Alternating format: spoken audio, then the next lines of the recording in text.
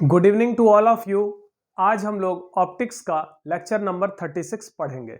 इसमें छोटे छोटे पॉइंट्स को पढ़ेंगे। तो चलिए स्टार्ट करते हैं लेक्चर नंबर 36।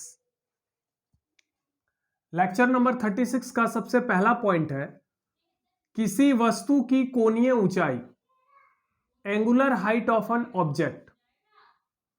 थीटा ओ बराबर होता है h बाई मॉड यू, जहां थीटा ओ वस्तु की कोणीय ऊंचाई है और h क्या है, वस्तु की रेखीय ऊंचाई, और u क्या है, ऑब्जेक्ट डिस्टेंस। h क्या है, linear height of an object. Linear height को रेखीय ऊंचाई कहेंगे। किसका, ऑब्जेक्ट का। किसी वस्तु की रेखीय ऊंचाई, लीनियर हाइट का मतलब रेखीय ऊंचाई, रेखीय ऊंचाई। तो वस्तु की रेखीय ऊंचाई को h कहेंगे और वस्तु की कोणीय ऊंचाई को थीटा ओ कहेंगे। थीटा ओ का मतलब कोणीय ऊंचाई, angular height of an object. Angular height of an object यानी किसी वस्तु का दो प्रकार का हाइट होता है। किसी वस्तु का दो प्रकार का हाइट हो सकता है, एक लीनियर हाइट, एक एंगुलर हाइट। लीनियर हाइट को h कहेंगे, एंगुलर हाइट को थीटा ओ कहेंगे। वस्तु की रेखीय ऊंचाई h, वस्तु की कोणीय ऊंचाई थीटा ओ। इसका मान हम मीटर में, सेंटीमीटर में, मिलीमीटर में इसमें मापेंगे। इसका मान हम डिग्री में या रेडियन में मापेंगे, क्योंकि कोण का ऐसा ही मात्रक रेडियन होता है और इसका अदर यूनिट डिग्री भी होता है। तो वस्तु की दो प्रकार की ऊंचाई हो सकती है, एक रेखीय ऊंचाई और दूसरा कोणीय ऊंचाई।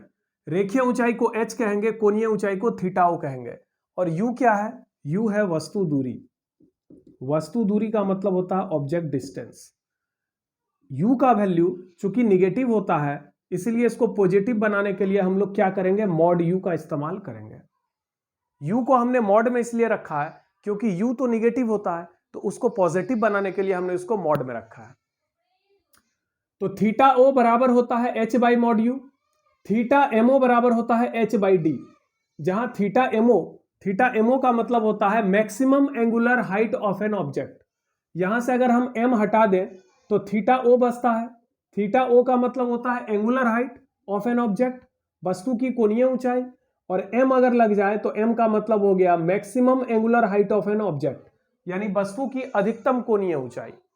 तो वस्तु की अधिकतम कोणीय ऊंचाई थीटा एमओ का फॉर्मूला होता है वस्तु की रेखीय ऊंचाई h बाई डी। डी का मतलब होता है 25 सेंटीमीटर। 25 सेंटीमीटर की दूरी को हम डी कहते हैं। स्पष्ट देखने की न्यूनतम दूरी, स्पष्ट देखने की न्यूनतम दूरी कितनी है? कोई भी वस्तु आपको स्पष्ट रूप से कब दिखाई पड़ेगी, जब वह आंख से कम 25 सेंटीमीटर की दूरी पर हो। अगर उससे कम दूरी पर होगा तो वह वस्तु स्पष्ट दिखाई नहीं देगा। तो स्पष्ट देखने की न्यूनतम दूरी, स्पष्ट देखने की न्यूनतम दूरी को हम क्या कहते हैं, डी। और डी का मान कितना लेते हैं, +25 सेंटीमीटर। डी का मान कभी भी -25 नहीं होता, चूंकि डी हमेशा पॉजिटिव होता है, इसलिए इसमें मॉड लगाने की जरूरत नहीं है। मॉड हम उसमें लगाते हैं जो निगेटिव होता है, इसमें हम मॉड नहीं लगाएंगे। तो इसको कहते हैं लिस्ट डिस्टेंस। लिस्ट डिस्टेंस का मतलब हो गया न्यूनतम दूरी। लिस्ट डिस्टेंस मतलब न्यूनतम दूरी, ऑफ मतलब की स्पष्ट देखने यानी डिस्टिंक्ट विजन। डिस्टिंक्ट विजन, तो list distance of distinct vision, स्पष्ट देखने की न्यूनतम दूरी 25 सेंटीमीटर है। इसको हम डी से दर्शाते हैं। तो बताइए, किसी वस्तु की कोणीय ऊंचाई का फॉर्मूला होता है h बाई मॉड यू, किसी वस्तु की महत्तम कोणीय ऊंचाई का फॉर्मूला होता है h बाई डी। कैसे निकला ये फॉर्मूला, इसको समझिए। इस दोनों फॉर्मूला को याद रखिए, ये काम आएगा। वस्तु की कोणीय ऊंचाई, वस्तु की महत्तम कोणीय ऊंचाई, angular height of an object, maximum angular height of an object, जहां h क्या है, वस्तु की रेखीय ऊंचाई यानी लीनियर हाइट। मान लीजिए ये एक वस्तु है जिसकी रेखीय ऊंचाई h मीटर है और यह वस्तु आंख से कितने दूरी पर स्थित है, u मीटर के दूरी पर स्थित है। तो इस वस्तु के द्वारा आंख पर कितना कोण बन रहा है, इस वस्तु के द्वारा आंख पर बन रहा है थीटा ओ, इतना ही कोण बन रहा है। अब बताइए tan theta O, tan theta का फॉर्मूला क्या होगा? टेन थीटा का फॉर्मूला होगा लंब बाय आधार, परपेंडिकुलर बाय बेस, तो h बाय मॉड यू लिखेंगे। चूंकि u का मान ऋणात्मक अर्थात निगेटिव होता है, इसलिए हम यहां पर मॉड u लिखेंगे।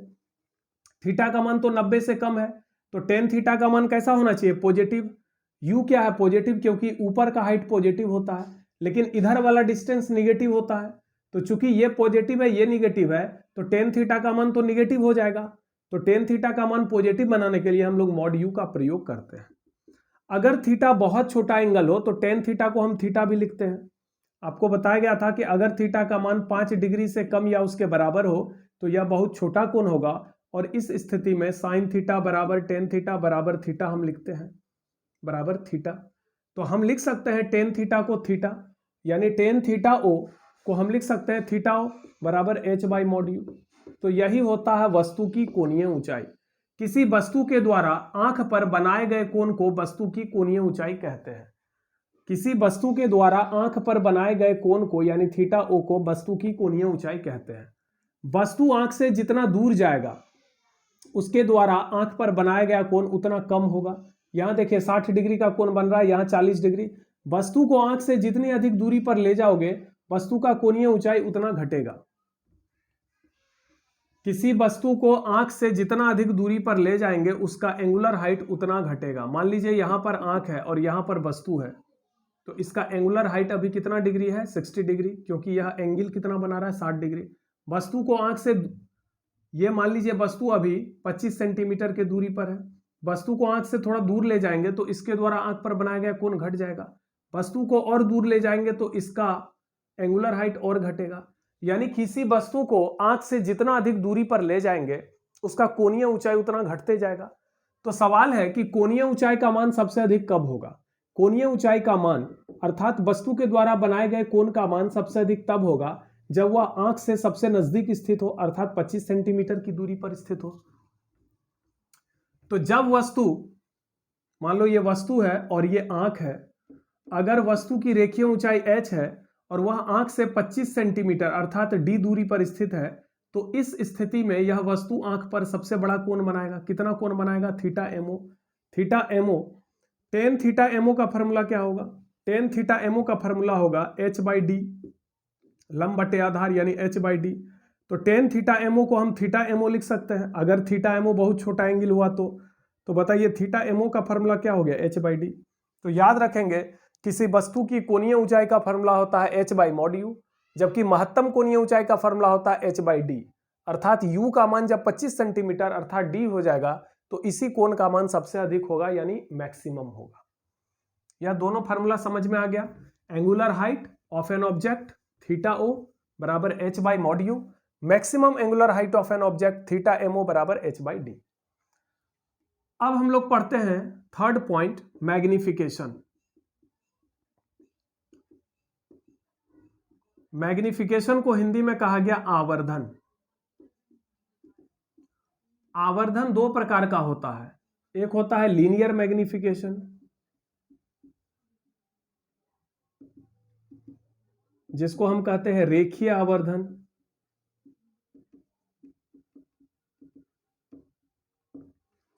जिसका फॉर्मूला होता है m बराबर H I by H O. ये तो आप लोग पढ़ चुके हैं। रेखीय आवर्धन का फॉर्मूला m बराबर H I by H O. एक होता है एंगुलर मैग्निफिकेशन जिसको हम कोणीय आवर्धन कहते हैं, या इसको कभी कभी मैग्नीफाइंग पावर भी कहते हैं।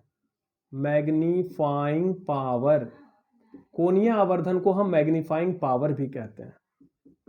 कोणीय आवर्धन अर्थात एंगुलर मैग्निफिकेशन को हम आवर्धन क्षमता भी कहते हैं। इसका फॉर्मूला होता है एमपी का मतलब होता है मैग्नीफाइंग पावर। मैग्नीफाइंग पावर अर्थात एंगुलर मैग्निफिकेशन, इसका फॉर्मूला होता है theta I by theta O, या इसका फॉर्मूला होता है theta I by theta ammo.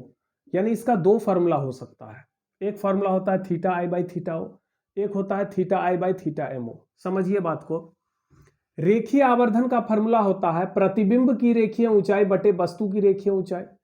कोणीय आवर्धन का फॉर्मूला होता है प्रतिबिंब की कोणीय ऊंचाई बटे वस्तु की कोणीय ऊंचाई, या प्रतिबिंब की कोणीय ऊंचाई बटे वस्तु की महत्तम कोणीय ऊंचाई। तो कोणीय आवर्धन का दो फॉर्मूला है, मैग्नीफाइंग पावर का दो फॉर्मूला है, थीटा आई बाई थीटा ओ यानी एंगुलर हाइट ऑफ इमेज बटे एंगुलर हाइट ऑफ ऑब्जेक्ट।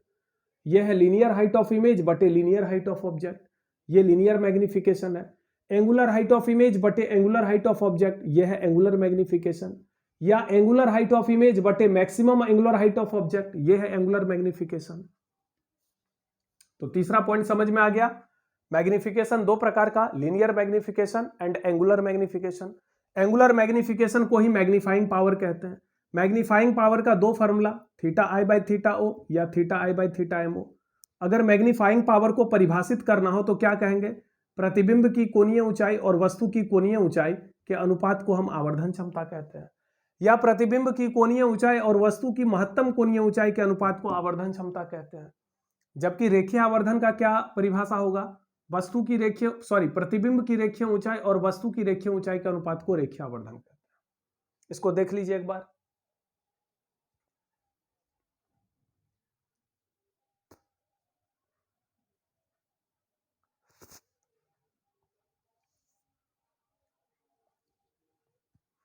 चलिए आगे चलते हैं।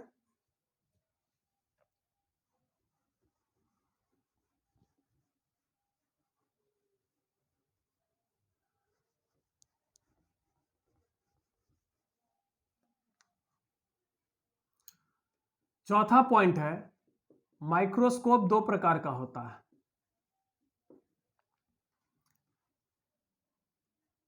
माइक्रोस्कोप दो प्रकार का होता है, एक होता है सिंपल माइक्रोस्कोप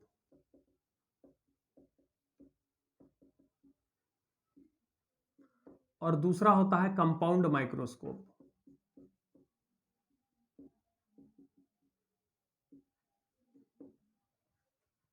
टेलीस्कोप, जिसको हम दूरबीन कहते हैं, माइक्रोस्कोप को क्या कहते हैं? सूक्ष्मदर्शी। टेलीस्कोप को क्या कहते हैं? दूरबीन।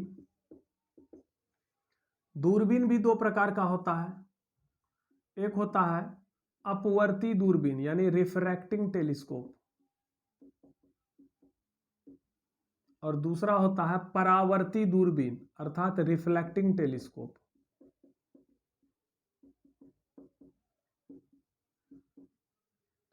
दूरबीन दो प्रकार का होता है। दूरबीन एक ऐसा उपकरण होता है जिसके द्वारा हम दूर स्थित वस्तुओं को देख पाते हैं, जो कि खुले आंखों द्वारा स्पष्ट रूप से दिखाई नहीं पड़ते हैं। मान लीजिए दूर में एक पहाड़ है और उस पहाड़ पर एक मंदिर है। वह मंदिर बहुत दूर से देखिएगा तो स्पष्ट रूप से दिखाई नहीं पड़ेगा, लेकिन उसको अगर हम दूरबीन से देखेंगे तो वह स्पष्ट रूप से दिखाई पड़ने लगता है। सूक्ष्मदर्शी एक ऐसा उपकरण है जिसके द्वारा बहुत छोटे छोटे वस्तुओं को देख सकते हैं, जिन्हें खुली आंखों द्वारा देखा नहीं जा सकता है।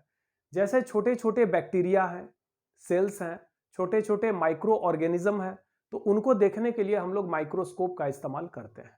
माइक्रोस्कोप दो प्रकार का हो सकता है, एक होता है सरल सूक्ष्मदर्शी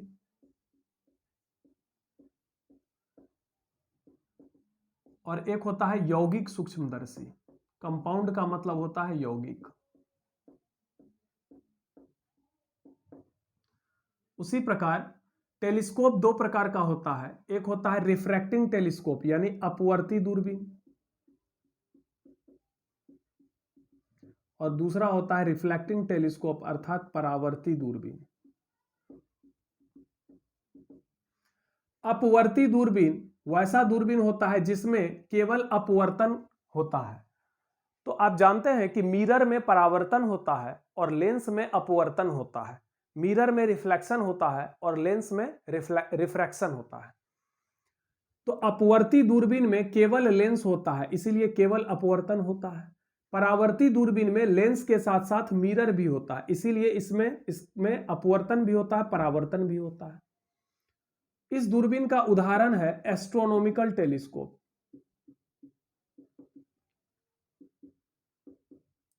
इसको हिंदी में कहते हैं खगोलीय दूरबीन। खगोलीय दूरबीन किस प्रकार का दूरबीन है? अपवर्ती दूरबीन है। और इस दूरबीन का उदाहरण है कैसग्रेन टेलीस्कोप।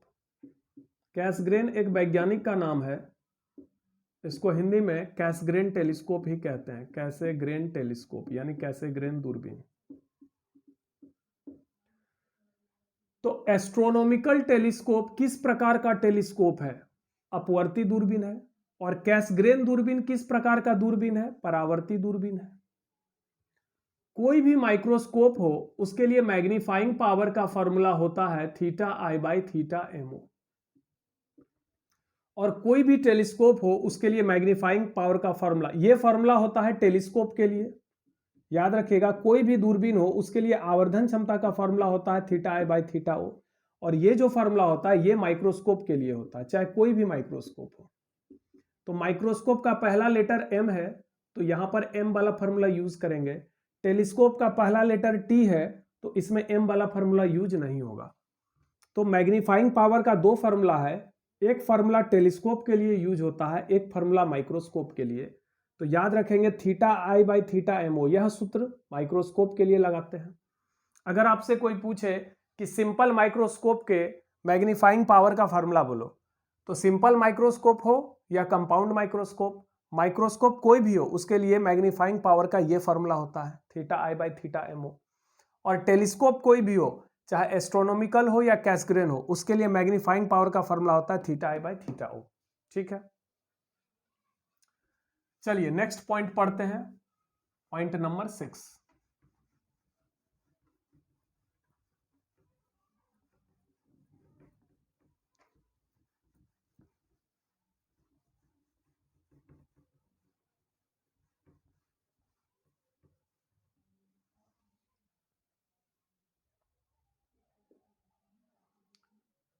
ये मान लीजिए एक कॉन्वेक्स लेंस है और कॉन्वेक्स लेंस का ये सेकेंड फोकस f2 है और ये फर्स्ट फोकस f1 है। दोनों फोकस बराबर बराबर दूरी पर होता है। किसी भी लेंस में दो फोकस होता है और दोनों फोकस हमेशा बराबर दूरी पर होता है। f1 बराबर f2 होता है, ये तो हम लोग सीख चुके हैं। कॉन्वेक्स लेंस में 6 रे डायग्राम था। अगर वस्तु को हम इन्फिनिटी पर रखेंगे तो इसका प्रतिबिंब फोकस पर बनता है।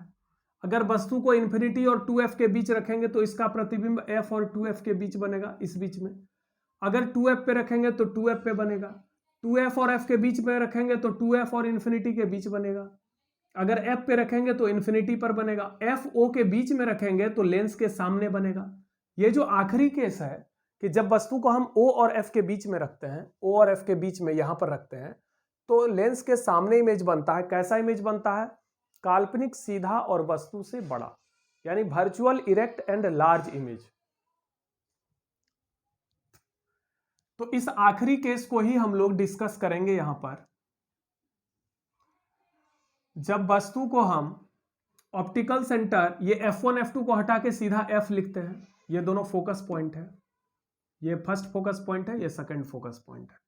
जब वस्तु को हम ऑप्टिकल सेंटर O और फोकस के बीच में रखते हैं तो इसका प्रतिबिंब लेंस के सामने बनता है।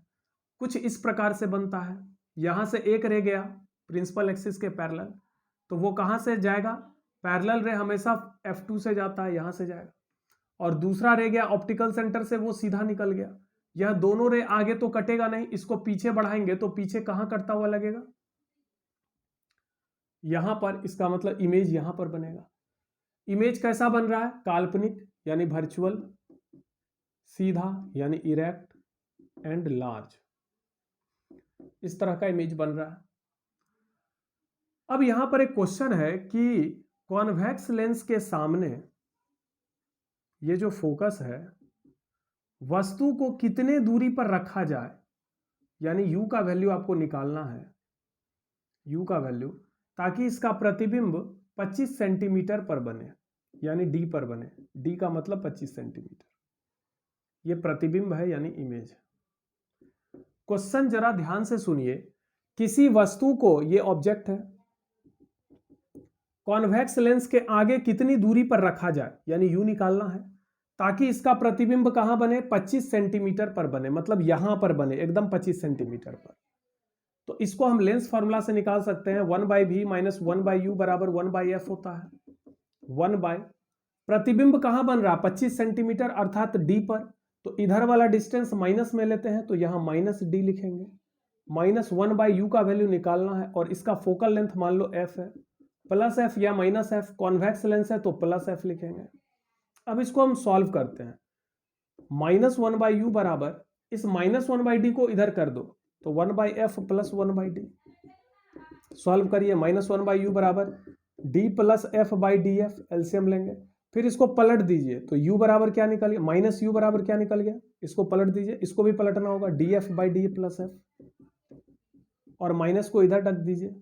तो इसका मतलब वस्तु दूरी हो गया df/d प्लस f। माइनस में इसलिए आ रहा है क्योंकि लेंस के सामने है। तो बताइए कि वस्तु को कितने दूरी पर रखा जाए लेंस के आगे, किसी उत्तल लेंस के आगे वस्तु को कितने दूरी पर रखा जाए ताकि प्रतिबिंब कहां बने, 25 सेंटीमीटर पर। तो इसका उत्तर है df/d प्लस f। इस पॉइंट को याद रखेंगे हम लोग।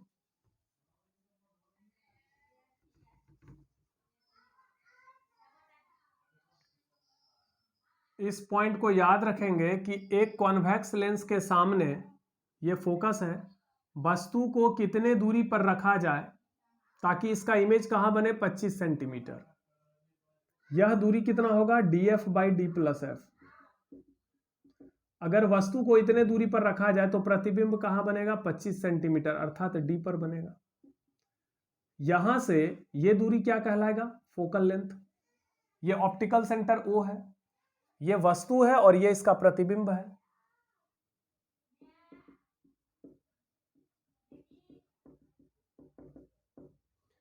तो किसी वस्तु को अगर हम लेंस के आगे df/d प्लस f इतने दूरी पर रखेंगे तो प्रतिबिंब कहां बनेगा, d पर, अर्थात 25 सेंटीमीटर पर। अब अगला क्वेश्चन है, किसी वस्तु को लेंस के आगे कितने दूरी पर रखा जाए ताकि प्रतिबिंब इन्फिनिटी पर बने। किसी वस्तु को लेंस के आगे कहां रखा जाए, मतलब u निकालना है, ताकि प्रतिबिंब कहां बने, इन्फिनिटी पर। तो फिर लेंस फॉर्मूला लगाएंगे, 1/v माइनस 1/u बराबर 1/f। प्रतिबिंब कहां बन रहा है, इन्फिनिटी, तो प्रतिबिंब की दूरी हम क्या लेंगे, माइनस इन्फिनिटी, तो v के जगह माइनस इन्फिनिटी। वस्तु दूरी u निकालना है, फोकल लेंथ प्लस f है क्योंकि कॉन्वेक्स लेंस है। अब यहां पर सॉल्व करिए, 1/इन्फिनिटी कितना हो गया, 0, -1/u बराबर 1/f, पलट दीजिए, -u बराबर f, u बराबर -f। यानी वस्तु को कहां रखना होगा, फोकस दूरी के बराबर दूरी पर।